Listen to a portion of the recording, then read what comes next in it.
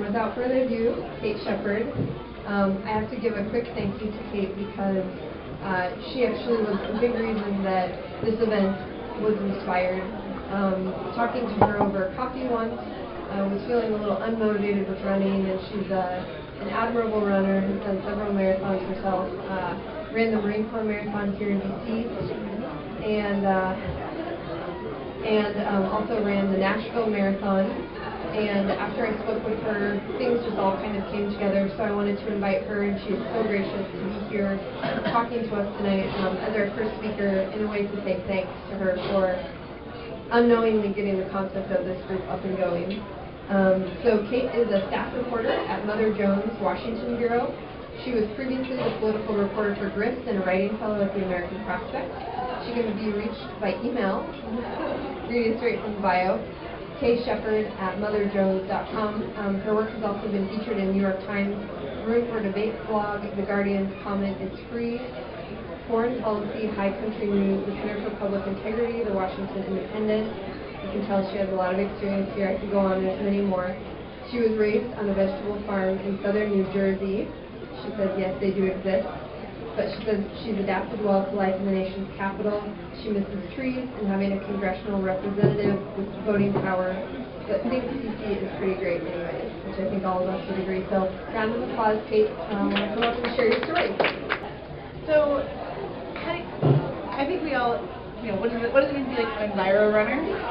You might be an Envirorunner if it really pains you to get a new pair of shoes, because there's nothing really wrong with your old pair of shoes, even though you've been wearing them for like 2 years, and your knees are like, I need a new pair of shoes. And you're like, I just can't send these to the dumpster. They're not ready to go yet. I finally threw a pair out that had been worn for way too many reasons a couple weeks ago, and now I feel like I'm running on pillows again. You might be an Envirorunner if you're running in Rock Creek Park and you see some trash, and you have to decide whether you really want to carry it all the way back home with you, or whether you can just let it go.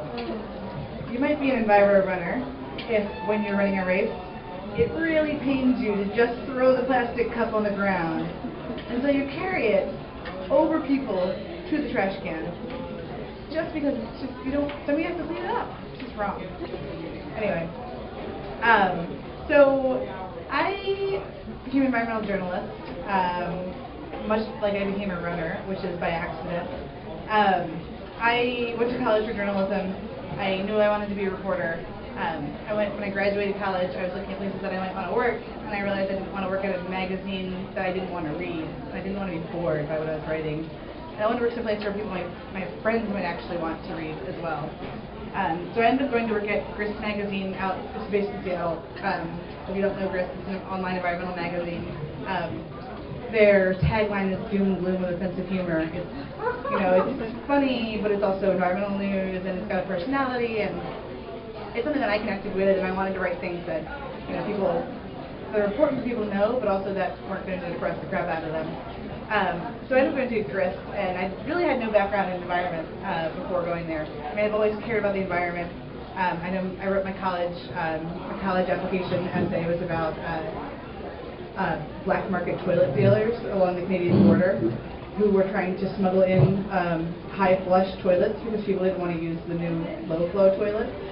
So I wrote about this black market dealing as a college essay. So apparently I cared about it for a long time, or at least cared about toilets for a long time. But it was among the many issues that I cared about as an undergrad. So I went to Grist, and then I realized that I really did have a huge interest in writing about the environment that I might not have noticed before. I think I describe myself as, I don't just think about the environment as the natural world. I think of myself as somebody who writes about the future and trying to make the future better for everyone. And I mean that in a lot of different ways, not just looking at sort of natural world, but looking at our energy use and how we live our lives and where we live our lives and sort of what kind of opportunities people have. And so I feel like I was able to bring that into the environmental writing. And working at Grist, I sort of realized I could touch a lot of things by writing about the environment. I could write about energy, I could write about health, I could write about politics, I could write about transportation, I could write about international affairs. Really it was a frame to talk about a lot of things that are important to a lot of people. So I started writing at Grist, and after a little while of writing about these issues, you sort of eventually started knowing what you're talking about. And so I've now been writing about them for about 7 years. And just really to say, I like it. It's something I learn something new every day. And I still think of myself as more of a, I don't necessarily, I say I'm an environmental reporter, but I think of myself as someone who really covers politics and public policy, and as it relates to the topic of environment and science. So I include in that climate change, evolution, environmental health, chemical policies, and also medical issues. My other part of my piece, I also cover reproductive rights, and looking at how science is used or misused on that feed as well, and how it also relates to sort of creating better futures for people around the world. One thing I want to talk about is I feel like I hear a lot that there's just not enough environmental coverage and that the issue is ignored. But I actually think that there's a lot of reporting on environment happening that's really good if we're looking for it. I read a ton of great reporting on climate all the time, but that's just because my job is to look for it. I have to seek it out. But I don't think that the people who need it are necessarily seeing it all the time. And so I'd say that I would say that the biggest gaps are right now in reaching people where they are, whether that's through television news, especially local TV news, or through the kinds of stories that are going to get passed around or shared in a way that gets people who have a different point of view together to think about the issue critically. One thing, whenever I talk about environmental reporting right now, one thing that always comes up is that the New York Times recently decided to close its environmental pod, which is really sad because the New York Times is doing, I think, a really, really good job of reporting about the environment and reporting interesting stories that a lot of people would see. They have 2 editors and 7 reporters who are doing some really great stuff, especially on hard science, and just really communicating very well about what's happening in the world, out in the Arctic, what's going on with hitting 400 parts per million for the first time a couple weeks ago. I think it's disheartening to see that they got rid of the environmental pod. I think that the idea there is that the resources are being spread around, but the question is how much attention they'll get. Will they get the same kind of editing? Will they get to be on the front page? I think it's really important to have editors and reporters who are dedicated to covering these stories and making sure the stories get prominent placement and get the kind of attention that they deserve.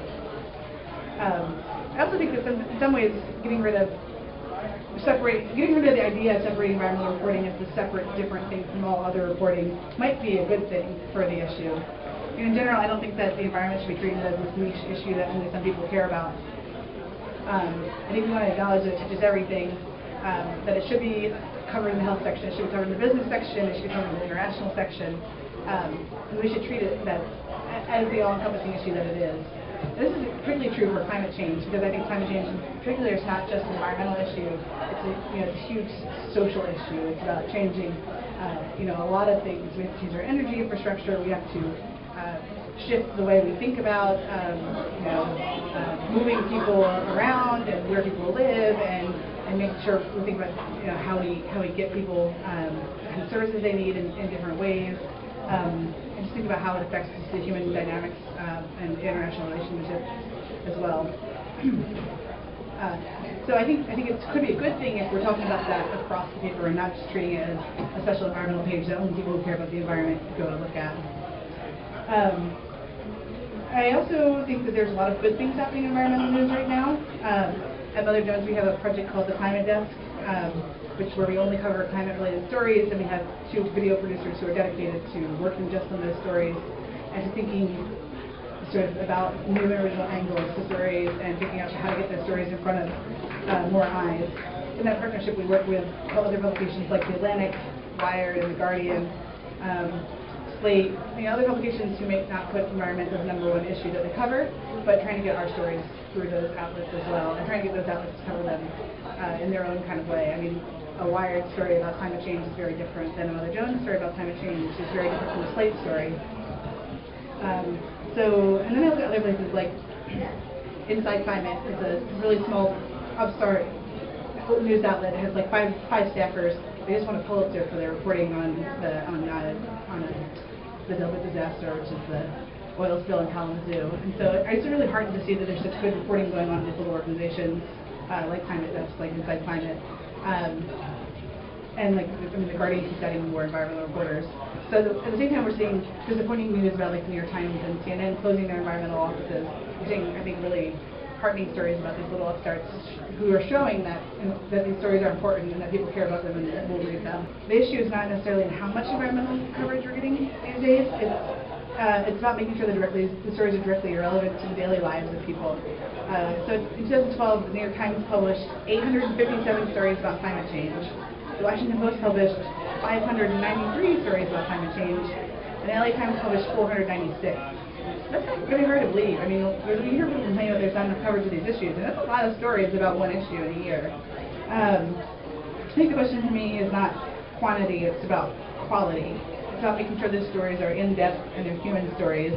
And I think we need to have a context and a narrative that make people care about it on a deeper level and make them